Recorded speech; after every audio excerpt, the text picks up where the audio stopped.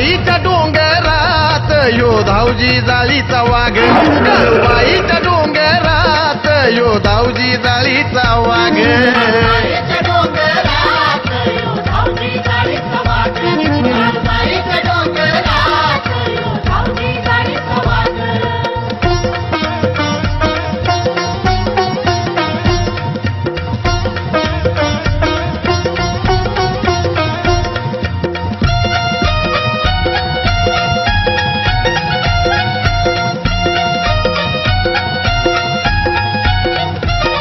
ए रुबाब मोठा